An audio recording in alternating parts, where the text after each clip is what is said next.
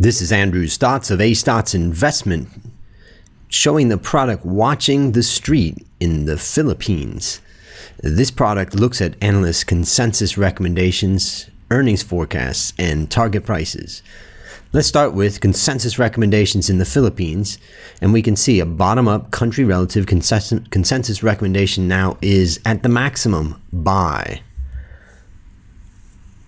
And what we can see is the companies with the most positive recommendations, well, two of those with most positive, FGen is the number 3 supplier of electricity in the Philippines, and Pcor is the largest oil refining company in the country.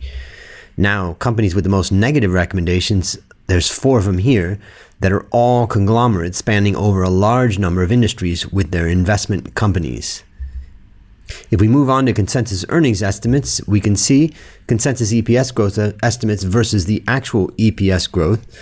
And consensus EPS growth estimates have been stable over the last 5 years, on average about 11%. However, analysts were only fairly accurate in 1 year, which was 2014.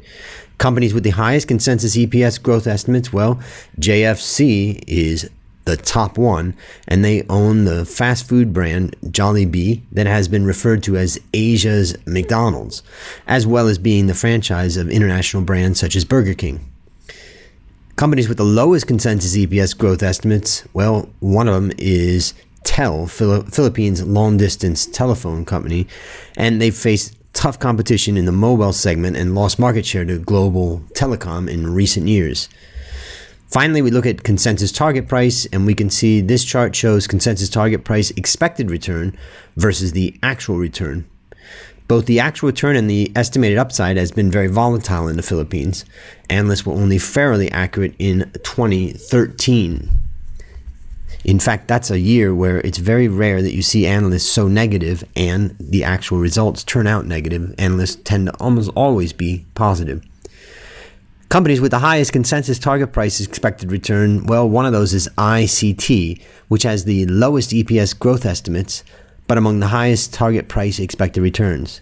Analysts are cautious on the company for the company's ports in South America, Australia, and Congo.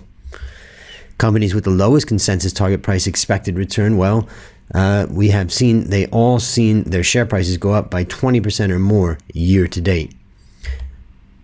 Want more of our research? Well, just sign up for our free newsletter at becomeabetterinvestor.net/join.